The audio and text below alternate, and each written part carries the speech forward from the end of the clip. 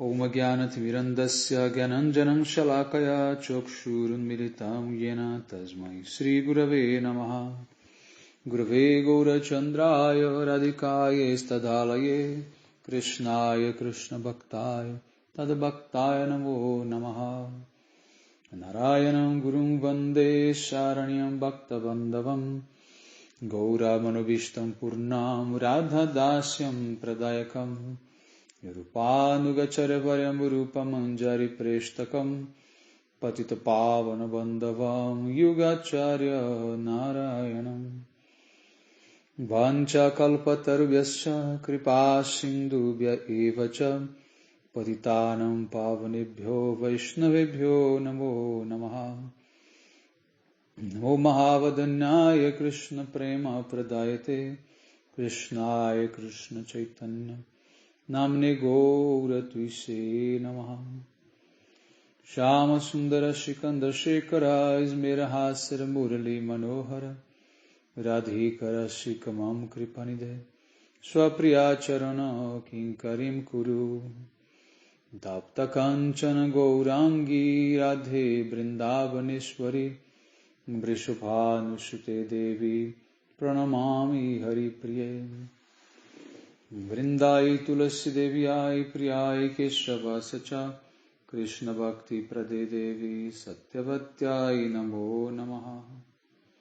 Shri Krishna Chaitanya Prabhu Nityananda Shri Advaita Gadadhara Srivasadi Gaura Bhakta Vrindam Hare Krishna Krishna Krishna Hare Hare Hare Ramo Ramo Ramo Hare Hare.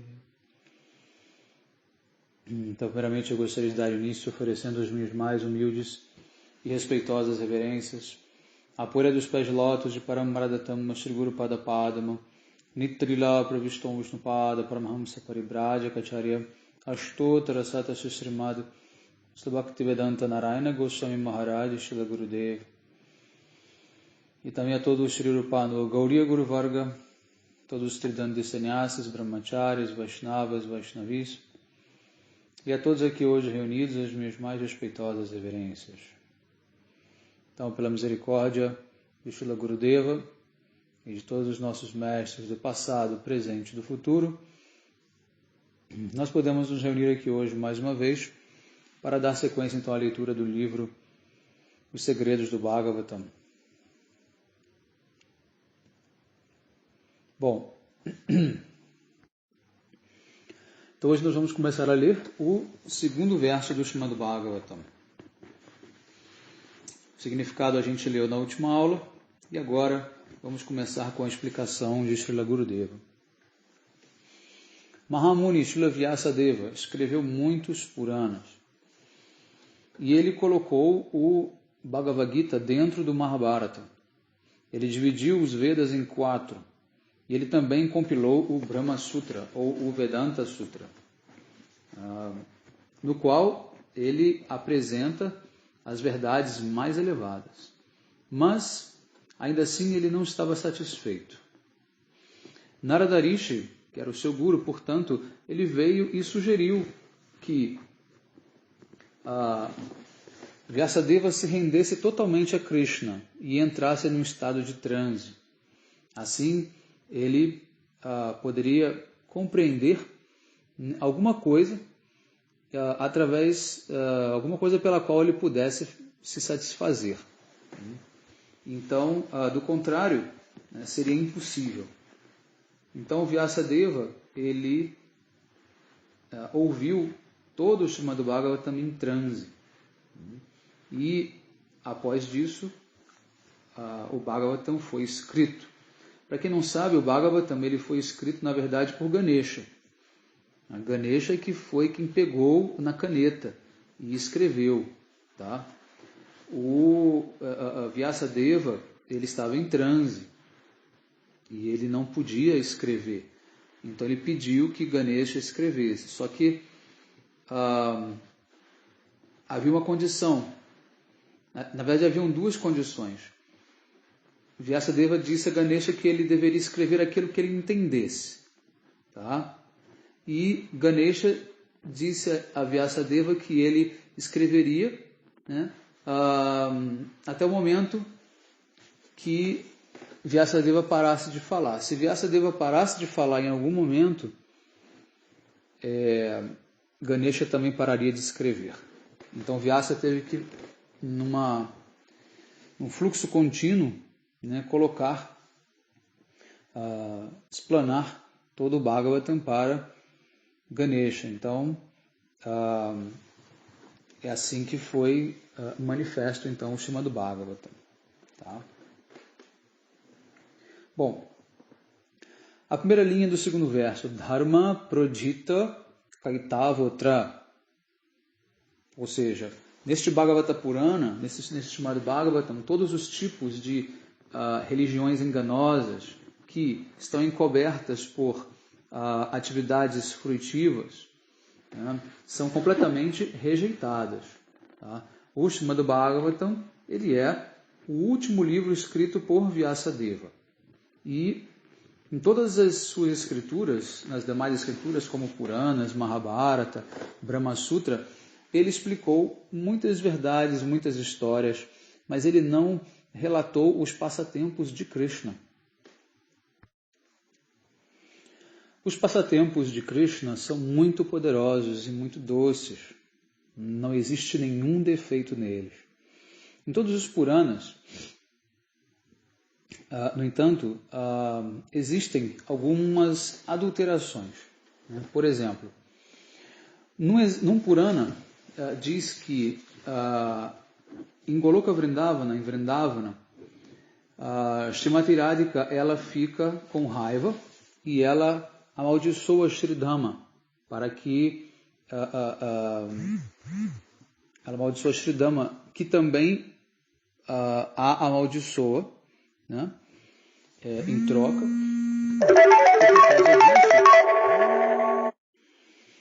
E que Shridhama também a havia amaldiçoado a vir para este mundo material. Né? Então, há também outras declarações nos Puranas dizendo que existe discussão, raiva, luxúria, né? E outras coisas assim lá em Goloka Vrindavana. Mas tudo isso é para o quê? Instigar a curiosidade, o interesse das pessoas em modo geral, porque as pessoas gostam disso. Tá? A inteligência dessas pessoas não é muito elevada. E, portanto, Vyasadeva ele apresentou algo que foi certamente adulterado, mas intencionalmente, né? Simplesmente para atrair essas pessoas. Tá? Nos Puranas, ele declarou, né, fez assim declarações para os iniciantes, que na verdade não são tão verdadeiras, né, assim. Então, ele teria que se explicar depois. Então, faltou ele se explicar depois. Tá? Muitas coisas nos Vedas são apresentadas dessa maneira, para um determinado grupo de pessoas. Tá? Os Vedas não têm como falar numa linguagem para todos, porque nem todos estão no mesmo nível de entendimento espiritual, de compreensão da vida. Então, Vyasadeva, ele, de maneira muito, vamos dizer, qualificada, né, muito assim, específica, ele direciona o seu discurso para os diferentes grupos de pessoas. Então, estava faltando agora ele concluir sobre esses passatempos de Krishna e a sua verdadeira natureza.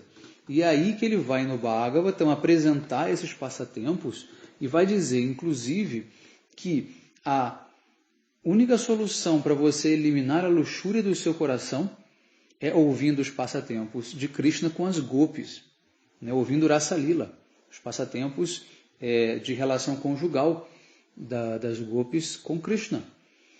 Tá? Então, essa é a prova de que o que ele disse anteriormente não pode ser verdade, que existia luxúria, né, nas lilas de Krishna, né, com as gopis. Tá? Então, para entender os Vedas é necessário muito cuidado. Você não pode simplesmente pegar uma declaração tirá-la de contexto e afirmar que aquilo seja totalmente verdade. Tá? É como você aprender matemática na escola. Né? Quando você está começando a aprender matemática, contas de somar e de subtrair, o seu professor vai dizer, você só pode subtrair, né, números que tenham igual ou maior valor. Né? Ou seja, você não pode subtrair um número menor de um maior, certo? Porque isso dá negativo. E para aquele nível de inteligência das crianças, né, você não pode falar que há a possibilidade de você fazer contas negativas. As crianças só vão aprender isso mais para frente. Então, assim, nós devemos tentar conciliar essas declarações aparentemente contraditórias dos Vedas. Como a gente faz isso? Só estudando os Vedas através de um mestre autorrealizado. Tá? Do contrário, a gente não vai conseguir chegar lá. Então, voltando aqui, Srila Gurudeva diz, Dharma pradihita kaitavotra. Em outros Puranas, as histórias de Harishchandra, Dhruva, Prahlada, Chitraketu Maharaj são explicadas também. Mas o comentário, a conclusão dessas histórias não ficou clara. Por exemplo, Harishchandra ele estava ocupado em prática de karma, atividades piedosas.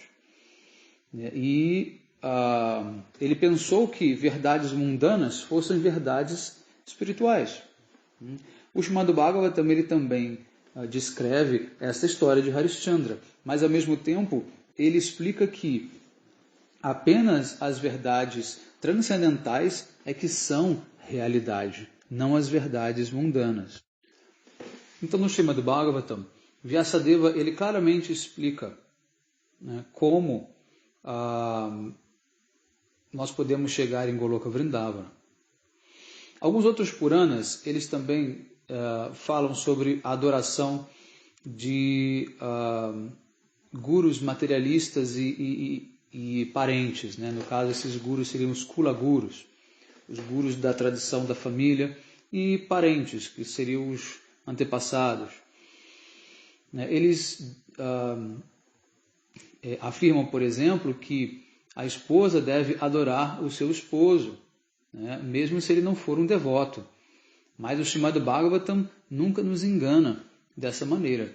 O Srimad Bhagavatam diz claramente, tem um verso famoso do Bhagavatam, 5.5.18, que diz Guru nasasyad swajano nasasyad, pitta nasasyad janani nasasyad, devana tatsyam napatischa sasyam, namo chayadiyat sampitta mrityum. Você não pode ser liberado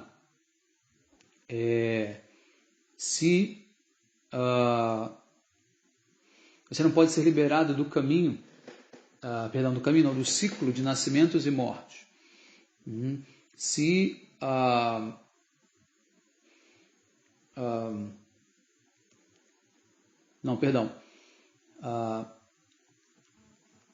Um guru de verdade, ele deve te ensinar a se libertar do ciclo de nascimentos e mortes, bem como uma mãe de verdade, um pai de verdade, um esposo de verdade, né? E etc., um semideus de verdade, também são aqueles que estão te auxiliando a se libertar desse ciclo de nascimentos e mortes. Então, o que o Srimad Bhagavatam diz? A função dos parentes, esposo, esposa, dos semideuses, deveria ser o quê? Nos ajudar a alcançarmos a liberação. Liberação aqui significa o quê? Ir para nosso destino na morada eterna do Senhor Supremo. Então não é simplesmente servi-los. Né? Então um guru de verdade não quer que o discípulo fique servindo a ele. O guru de verdade quer que o discípulo sirva a Radha Krishna, né? A Chaitanya Mahaprabhu, etc. Tá? Da mesma forma, um esposo que seja um devoto de verdade, ele não quer que a sua esposa fique o adorando. Ele quer que a esposa adore o Senhor Supremo. Né? Então, assim é o sentido do Bhagavatam. O Bhagavatam ele vai colocar tudo em linha. Ele vai explicar, olha, eu lá atrás falei, né, Vyasadeva diz, lá atrás eu falei em outros Puranas, né, que a esposa tem que adorar o esposo, porque isso é importante, mas ele está falando para quem? Para uma esposa que é devota de Deus? Não. Está falando para uma pessoa que é extremamente materialista, né, que não tem fé em nada. Então, aos poucos, ele vai trabalhando com aquela fé, com aquele processo de adoração. Tá? Não pensem que isso aqui é instrução para pessoas que já entendem o que é espiritualidade. Não. Lembrem-se que na Índia e no mundo inteiro tem pessoas dos mais degradados níveis de consciência. Tá? E essas pessoas precisam galgar, né, a posição nesse avanço espiritual aos poucos. Então, essas instruções não são para essas pessoas que já estão no nível de consciência mais elevado, entende? A gente precisa fazer essa diferenciação, porque muita gente que não consegue diferenciar isso critica os Vedas, né? Por exemplo, nos Vedas existe a recomendação para você comer carne. De que maneira? Ora, Vyasadeva sabe que seres humanos comem carne, principalmente agora em Kali Yuga, né? E isso logo seria assim o estopim para o aparecimento do Avatar Buda, que veio acabar com a matança, né, a desenfreada de animais em nome de rituais védicos. Então, em Kali Yuga, as pessoas detonam tudo, elas corrompem tudo. E elas estavam utilizando os sacrifícios de fogo, que envolviam sacrifícios de vacas ou de cavalo, para simplesmente comer a carne deles, né? Fazer uma fogueira, fingir que está cantando mantra e comer a carne dos animais. Quando muito nem cantavam nada, simplesmente já saíam matando o animal e comendo. É aí que vem o Avatar Buda, né? Mas o que os Vedas vão dizer? Os Vedas vão dizer, olha, você quer comer carne? Você precisa comer carne assim, assim, assado, seguir essas regras, matar o animal em tal data, em tal lua, oferecer para tal semideus, né? Cantar tal mantra.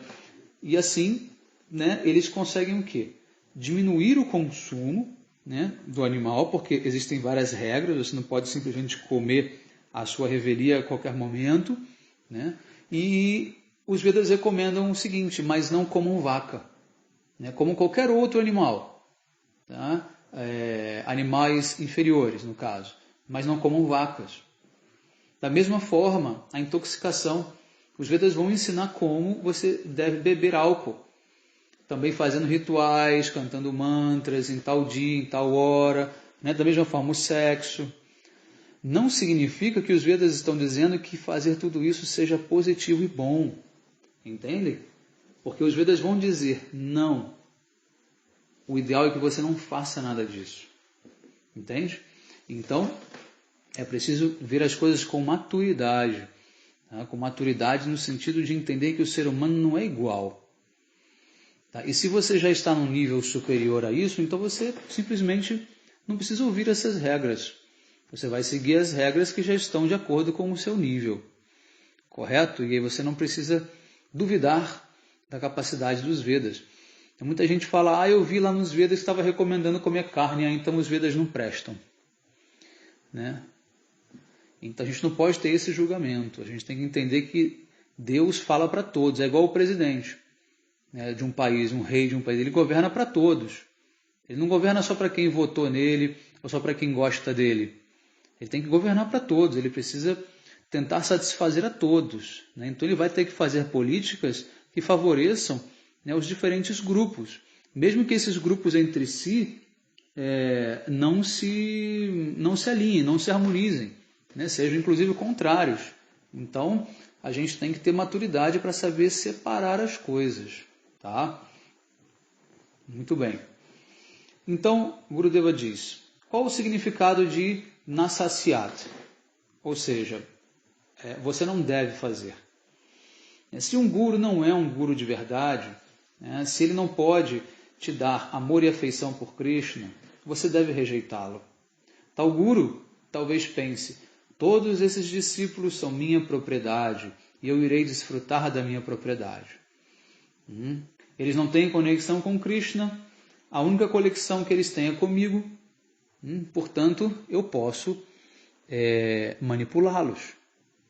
Né? Um falso guru sabe que as pessoas não têm conexão com a verdade, então ele pode manipular essas pessoas.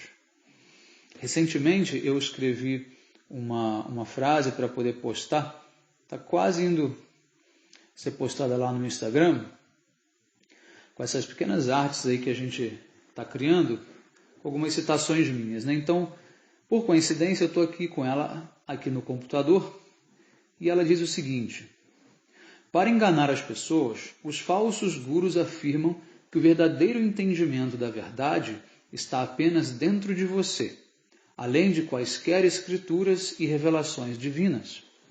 Ao fazerem isso, eles estão, na verdade, provando serem ateus e ao mesmo tempo tolos. Por quê? Todos os Vedas foram revelados por Krishna, e ali você encontra uma descrição detalhada de todos os seus nomes, qualidades, formas e passatempos. Além disso, todos os estágios da iluminação espiritual até a perfeição estão ali descritos. A verdade absoluta é revelada nos Vedas, exatamente para impedir que você seja enganado por esses falsos gurus. Caso contrário, eles poderiam criar uma nova teoria para explicar a verdade absoluta e se autodeclararem Deus, sem que você pudesse questioná-los. Então, quem não conhece as Escrituras pode ser enganado por esses gurus. Né?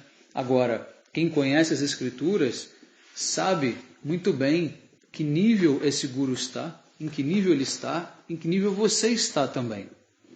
Então é muito importante você estudar as Escrituras e não simplesmente sair acreditando em qualquer guru. Só que Kali Yuga é complicado, as pessoas não querem ler, não querem estudar, acabam achando que aquele guru que fala manso, que fala bonito, né, que tem uma aparência, assim, vamos dizer, muito calma, né, muito assim, um ar sereno, que ele já domina a verdade, que ele sabe da verdade, né, que ele sabe de tudo. Né? E esse guru vai se aproveitar dessas pessoas. Porque esse guru, ele sabe que ele não sabe a verdade, que ele não segue a verdade, e ele sabe que os discípulos também não seguem a verdade. Ele tem consciência disso. Os falsos gurus têm consciência disso. E ele vai simplesmente arranjar uma forma de ludibriar, né, os seus seguidores para que eles façam aquilo que ele quer. E o que ele quer exatamente é que todos simplesmente o adorem como se fosse Deus. Ele quer os discípulos para ele, o tempo todo para ele, o tempo todo exaltando ele, servindo ele, bajulando ele. E muitas vezes isso vai até um extremo, né, quando há uma relação física, né, entre o guru e as suas discípulas, que com muita fé acham que servir o guru significa se entregar, né, de corpo e alma para aquele mestre. E aí o mestre vai também utilizar de falsos argumentos, dizendo que ele não tem luxúria, tudo aquilo é simplesmente para retirar, né, o pecado da sua discípula, para purificar a sua discípula. Enfim, ele vai arranjar qualquer desculpa para poder estar ali desfrutando. Por quê? Porque ele sabe que ele não segue a verdade. Ele sabe muito bem. Por isso ele é um enganador. Tá? Por isso ele é um enganador. Bom, um esposo não é um esposo se ele não ajudar a sua esposa na consciência de Krishna. Né? Uma esposa também deve ser rejeitada, né, caso ela também não ajude o seu esposo na consciência de Krishna. E um filho, né, também deve estar ajudando o seu pai na consciência de Krishna. Tá? Então, essa deve ser a relação entre todos os tipos de pessoas. Tá? Sempre todos pensando na consciência de Krishna, como servir a Deus. Este é o propósito da vida. Não só os seres humanos, mas os animais também. Recentemente eu fiz uma live no canal do Jagati Yoga e o Universo, do professor Lalit Mohan, debatendo sobre o veganismo. E ali eu expliquei como o veganismo é visto pelo contexto da cultura védica, né? Que não aceita o veganismo, porque a cultura védica ela é lacto-vegetariana, e expliquei como falta muita percepção, né, de espiritualidade, né, para essas pessoas que estão seguindo, né, o veganismo ou o vegetarianismo por si só, né, porque eles não entendem que o sentido da vida não é proteger os animais. O sentido da vida é você servir a Deus, é você servir a Krishna. E quando nós oferecemos, por exemplo, o leite da vaca para Krishna, aquele leite está sendo purificado e automaticamente a vaca está recebendo todos os méritos espirituais por ter servido a Krishna com o seu leite. E assim ela consegue se livrar daquele ciclo kármico, né, de matança, porque é um ciclo kármico. A vaca não está ali porque ela é inocente. A vaca está ali porque em alguma vida ela matou pessoas, ela matou vacas, ela era uma pessoa e matou vacas. Aí ela recebe o quê? Um corpo de uma vaca para poder sofrer. Né? Então, se a alma entra nesse ciclo vicioso, né, de vingança e não consegue perdoar, ela vai eternamente assim. Mas uma forma muito simples de você conseguir purificar aquelas consciências, aquele processo, é você oferecendo o leite a Krishna. Tá? Muita gente acha, inclusive, que essa oferenda é uma coisa simbólica. Não, isso é real. Krishna realmente aceita. Por quê? Porque nós temos um mantra que é um mantra ativado, né, real, um mantra que de fato representa Krishna. Nós temos um mestre espiritual autêntico que representa Krishna, que na verdade é o mestre quem vai fazer a oferenda, não somos nós. Nós oramos para o mestre para que ele faça a oferenda. Tá?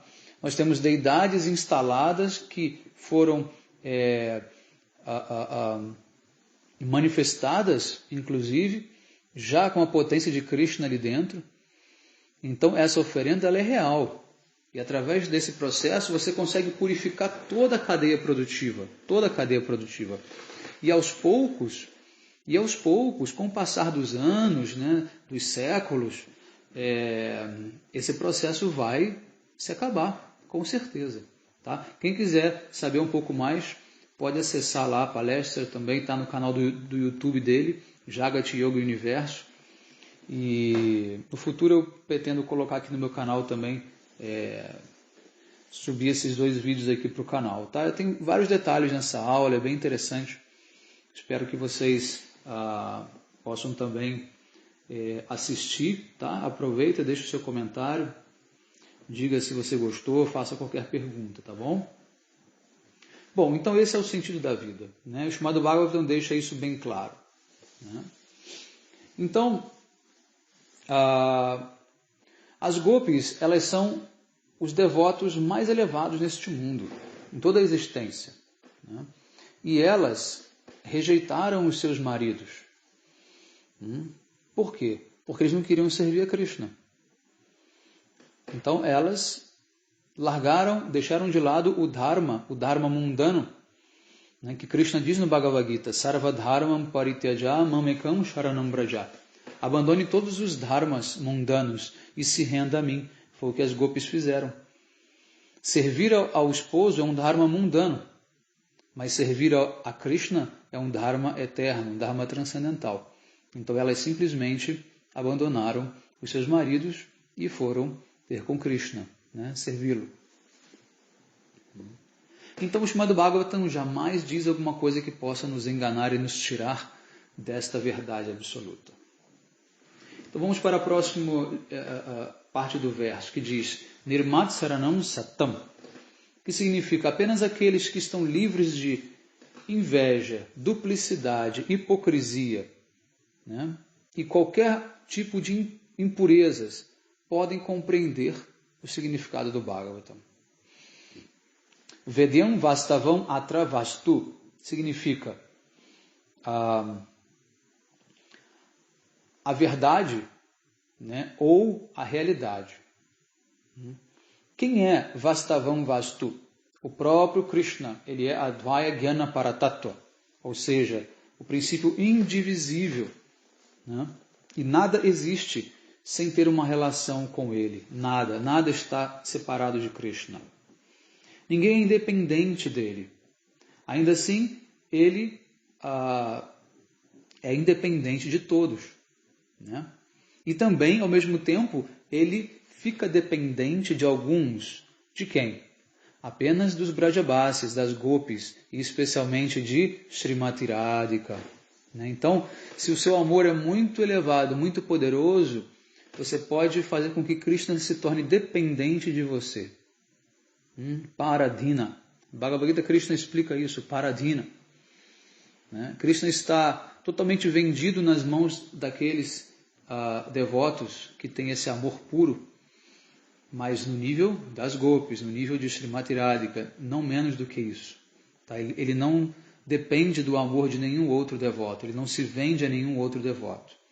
Apenas as Gopis, especialmente Srimati Radhika. Próxima linha. Srimad Bhagavate Mahamunikrite Kimva Pareir Ishwara.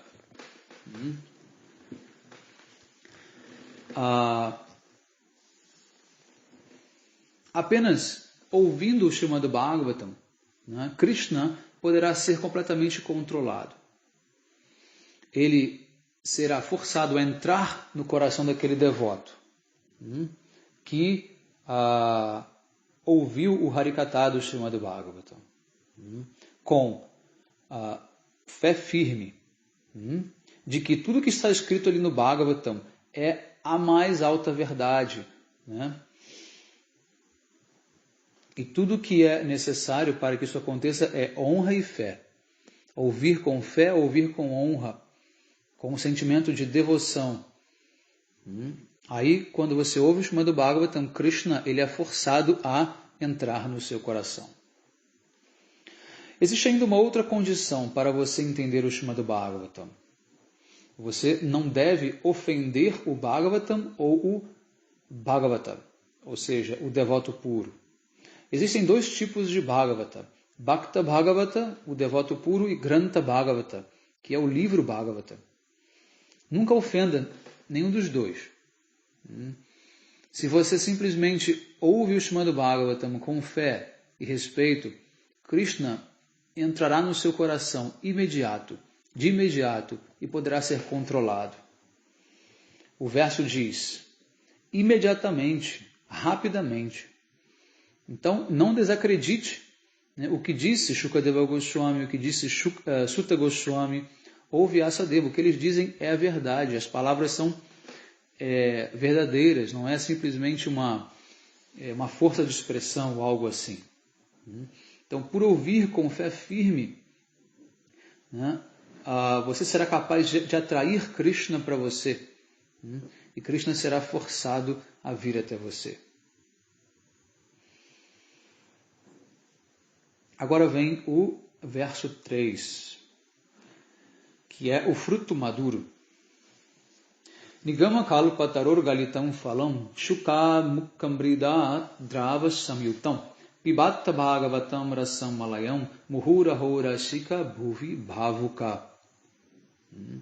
Ó homem inteligente, desfrute o Srimad Bhagavatam, que é o fruto maduro da árvore do desejo da literatura védica. Ele emanou, dos lábios de lótus de Sri Shukadeva Goswami. Portanto, este fruto ficou ainda mais saboroso, embora o seu suco nectário já fosse saboroso e desfrutado por todos as almas liberadas. Então, esse verso ele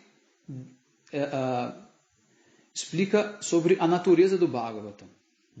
Nigama kalpataror significa o quê? Que todos os Vedas, Upanishads, Shrutis, Mahabharata, Ramayana, combinados, todos são como uma grande árvore dos desejos, Kalpataru. E nesta árvore, o Srimad Bhagavatam, ele é o fruto mais doce de todos. Se você morder, né, mastigar, né, o galho de uma árvore, você vai ver que ele não tem um gosto bom. Né? Se você mastigar as folhas, né, também não tem um gosto bom. Mas se você come, né, e se você come, né, os frutos dessa árvore, porém ainda verdes, também não terá um gosto bom. Mas quando esses frutos amadurecem, né, aí sim, né, eles se tornam saborosos. Mas quando eles são mordidos ou bicados por algum papagaio, né, ou outro pássaro, né, similar, ele então se tornará ainda mais saboroso. Tá? Ou seja, quem come sente mais prazer. Né? Então todos os Vedas e Upanishads são como essas partes da árvore, raiz, tronco, galhos, folhas, etc. Né? Você pode ouvi-los, né? Você pode segui-los, mas eles não serão tão doces. Em todos os Puranas, não existe a mesma doçura que existe no Srimad Bhagavatam. Além disso, se você lê o Srimad Bhagavatam por si mesmo, também não conseguirá experimentar essa doçura. Por quê? Porque os papagaios não bicaram este fruto. Ou seja, é o mestre que vai atuar como se fosse esse papagaio. Então não adianta você querer ler o Srimad Bhagavatam por si só e não entender o significado dele. Então é por isso que eu estou lendo este livro aqui de Srila Gurudeva.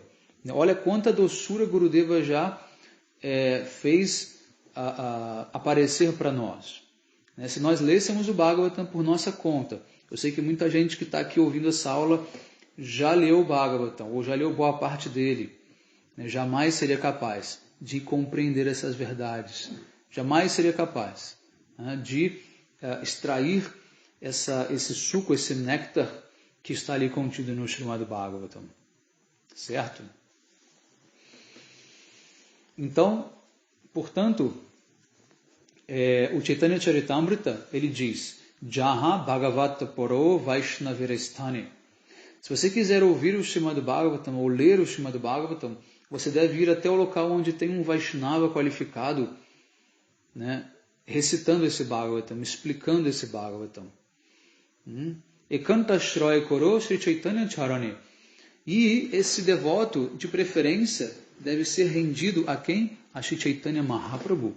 Ele deve estar na linha de Mahaprabhu. Porque só Mahaprabhu revelou, de fato, o que é essa doçura do Srimad Bhagavatam. Tá? E isso vem, por exemplo, até nós, com o Srila Gurudeva agora. Tá? Então, o Shukadeva Goswami não explicou o que o Srila Gurudeva está explicando agora. Então, o Srila Gurudeva está tornando esse fruto do Bhagavatam ainda mais saboroso do que todos os mestres passados fazendo essas revelações aqui. Então, vejam a importância de você estar no Guru Parampara. Muitas vezes a gente acha que o conhecimento ele tem limites, né? Que você ouviu uma coisa, isso já é o suficiente, não existe mais nada. Né? Muitos devotos da ISKCON, discípulos de Srila Swami Maharaj, eles cometeram esse erro. Quando Srila Swami Maharaj partiu deste mundo, muitos, né, disseram que não era necessário eles se associarem com nenhum outro Vaishnava, porque tudo que Swami Maharaj disse já era suficiente. Tudo que ele precisava passar, ele já tinha escrito nos livros dele, né, que não precisavam mais ler nenhum livro de outro acharya, ouvir o Harikatha de nenhum outro acharya, continuar aprendendo sob a orientação de algum outro acharya. Eles simplesmente pararam no tempo. E se mantiveram com aquelas instruções bem básicas que Swami Maharaj deu a vida inteira. Então aqueles que se abrigaram em Gurudeva, que se abrigaram em Srila Sridhara Maharaj, em Srila Bhakti Pramod Puri Maharaj, esses avançaram e muito. E muito. Por quê? Porque expandiram, né, o campo de visão, expandiram, se aprofundaram mais na literatura, na prática Vaishnava, né, e puderam compreender que, na verdade, Srila Swami Maharaj havia dado o básico para eles. o básico. Então, hoje, com distanciamento, né, nós entendemos isso com clareza. Se você pega o Bhagavad Gita de Srila Swami Maharaj e do meu Gurudeva e compara, você pega também o de Srila Sridhara Maharaj e compara, você vê, né, que as explicações elas são bem diferentes. Bem diferentes. E o mesmo em relação a todos os outros livros. Então, não é que Srila Swami Maharaj não soubesse o mais elevado. É claro que ele sabe de tudo. Ele é uma alma perfeita, um devoto perfeito, puro. Mas, na época, os discípulos não estavam preparados para ouvir. Né? Imagina, os hippies lá, né? Recém-transformados em Vaishnavas. Não podem já sair ouvindo as verdades mais elevadas, porque, primeiro, que é difícil de fazer sentido. Você precisa colocar um degrau de cada vez. Você não pode querer dar um pulo, né, para o segundo andar. Você não consegue. O conhecimento fica sem sentido mesmo. Né? Então você precisa trazer primeiro as verdades mais simples, né, os fundamentos. Tá? E depois você vai, né, construindo aquela casa, né, você vai botando um andar, né, a mais no seu andaime e você consegue, né, chegar e construir o topo da casa. É um processo simples isso, entende? Mas houve uma necessidade muito grande deles quererem, vamos dizer assim, se manter assim exclusivos como Srila Swami Maharaj, né, até numa espécie de fanatismo, como se eles ouvissem Harikatha de algum outro mestre, isso seria como negligenciar Srila Swami Maharaj, sabe assim, umas coisas assim bem assim de neófito, entende? E eu não estou falando não uma opinião minha isso foi declaração deles, né? Muitos desses devotos explicaram dessa maneira, né? Devotos que estavam que vieram depois para o meu Gurudeva, né? Eles explicaram dessa maneira que eles estavam tendo esse comportamento imaturo, né? Por exemplo, a Shamarani Didi mesmo, né? Que foi a famosa pintora da ISKCON e tal. Ela disse, olha, depois que Srila Prabhupada partiu desse planeta, eu achava que se eu colocasse algum outro Vaishnava na minha vida, seria como tirar Prabhupada do meu coração. Seria como dividir o meu coração com outro Vaishnava, né? E isso tiraria a exclusividade de Srila Swami Maharaj. Quando, na verdade, não. O processo do Vaishnavismo ele é o oposto disso. O processo do Vaishnavismo é você incluir cada vez mais Vaishnavas puros na sua vida, para que o seu amor por todos eles aumente cada vez mais. Porque quanto mais você inclui um Vaishnava puro na sua vida, mais você consegue entender, né, o outro Vaishnava. Porque um Vaishnava ajuda você a entender o outro. Se eles não tivessem ido para o meu Gurudeva, eles jamais entenderiam de fato quem foi Srila Swami Maharaj. Entende agora a importância de você estar sempre na associação de um devoto puro?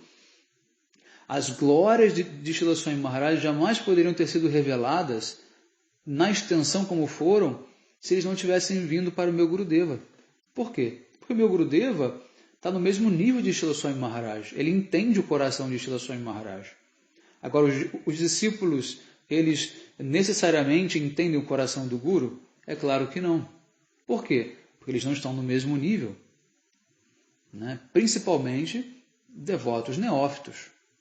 Tá? Devotos que acabaram de sair, imagina, de uma vida totalmente mundana, sem nenhum samskara, sem nenhum sukriti, ou pelo menos com muito pouco sukriti, né? E de repente já podem sair achando que conhecem as glórias de Srila Swami Maharaj. Tanto é que até hoje existe uma grande polêmica acerca da personalidade espiritual de Srila Swami Maharaj, Srila Bhaktivedanta Prabhupada. Muitos dos seus discípulos dizem que ele é um vaqueirinho, ele é um amigo de Krishna no mundo espiritual. Mas o meu Gurudeva disse, não, ele é uma gopi. Ele é uma gopi na mesma linha de Rupa Goswami, de Rupa Manjari, Rati Manjari, etc, etc. E meu Gurudeva, ele prova, explica, conta, ainda assim, vários devotos, neófitos, né, de Srila Swami Maharaj, tentam argumentar também com as evidências que eles têm de que ele é, na verdade, um vaqueirinho, um saka. Então, em quem que você vai acreditar? Em quem que você vai depositar a tua fé? Em quem era um hippie até poucos anos atrás? Ou em Srila Gurudeva, que é um devoto puro que conhece Srila Prabhupada desde 1948, serviu e viveu com ele durante anos? Não tem nem comparação. Não tem nem comparação. Só que eles assim ainda têm a pretensão de dizer que meu Gurudeva está errado, e eles estão certos. Então, a gente tem que ter muito cuidado na hora de fazer essas análises.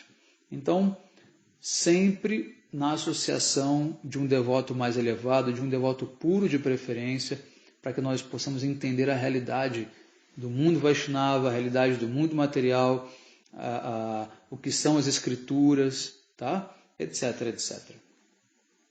Bom, vamos então dar sequência aqui.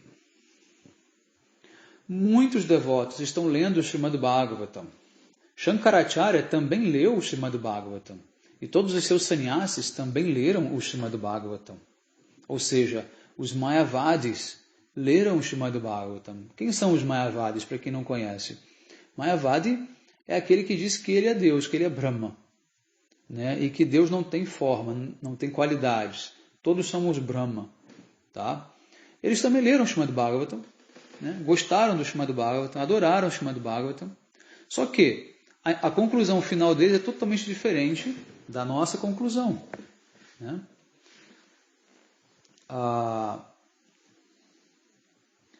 Então, assim, o próprio Shankaracharya também fez muitos elogios ao Srimad Bhagavatam, também como ao Bhagavad Gita. E no Bhagavad Gita, o que Krishna diz? Krishna diz claramente lá no Bhagavad Gita: Aham sarvasya prabhavo mata sarvam pravartate. Eu sou a fonte de todos os mundos, de tudo que existe. Eu sou Deus, basicamente, Krishna diz. E Krishna diz também: o Brahman é apenas o quê? O brilho da unha de um dedo do meu pé. Ele diz: muitos tolos acham que antes existiu o Brahman e dele tudo foi criado. Mas na verdade não. O Brahman apenas emana de mim, é um brilho meu. É a efulgência de uma unha do meu pé. Eu sou a fonte de tudo. Tudo emana de mim, Krishna diz. Aham sarvasya prabhavo. Tá? Então, está ali escrito, Krishna está dizendo, mas o que o Mayavadi vai dizer? Não, isso aí tem uma outra interpretação, isso aí pode ser visto de uma outra forma. Na verdade, eu sou o Brahman é que é a fonte de tudo. E assim eles começam a montar essa história, a recontar essa história à maneira deles. Tá? Então, na verdade, o Gurudeva diz, eles eram muito, muito inteligentes. Eles podiam explicar, inclusive, muito bem o sânscrito, centenas de palavras, centenas de significados do sânscrito. Tá?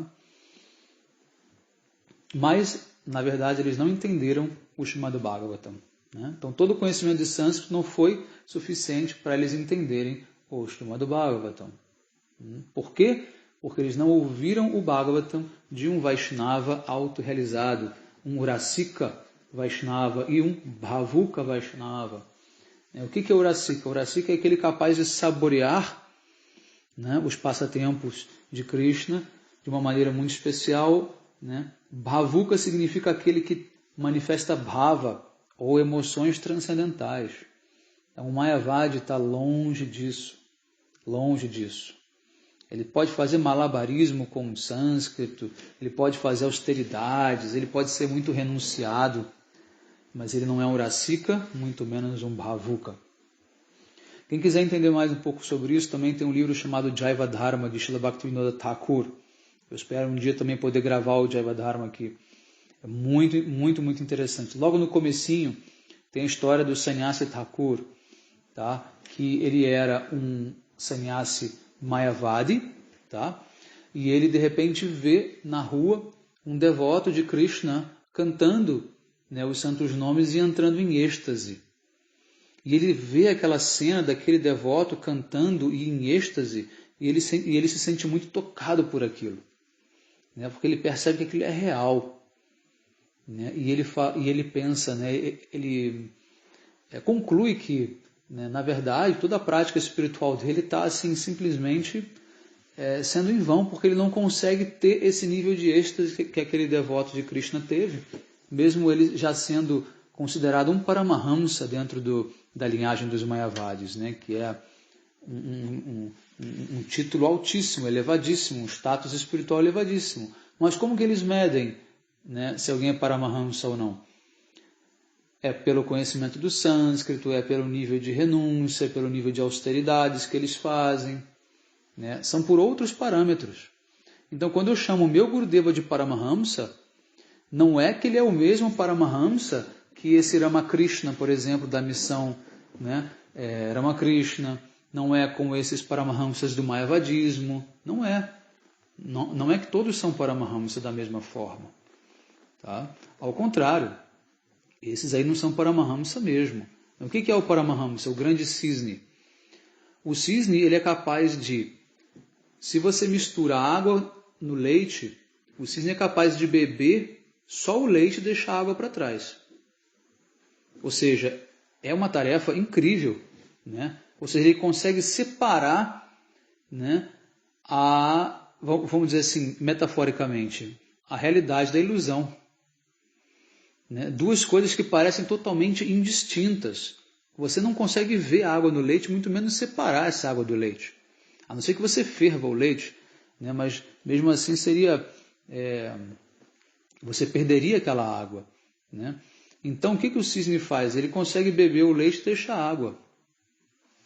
Ou seja, o verdadeiro Paramahamsa é aquele que consegue separar, né, aquilo que é ilusão daquilo que é a realidade. Ou seja, ele consegue ler os Vedas e fazer o que a gente está fazendo aqui agora. Na verdade, o que o Srila Gurudeva fez, a gente só está lendo, né? Que é o que? Separar a ilusão dos Vedas da realidade dos Vedas. Tá? Então, esses são os Paramahamsas de verdade. Tá certo? Bom, a gente vai então encerrar aqui e depois a gente continua na próxima aula ainda sobre este terceiro verso. Tá bom? Um bom dia a todos. Hare Krishna. Vanchakalpatarubhyascha kripa sindubhya eva cha patitanam pavanebhyo vaishnavebhyo namo namaha.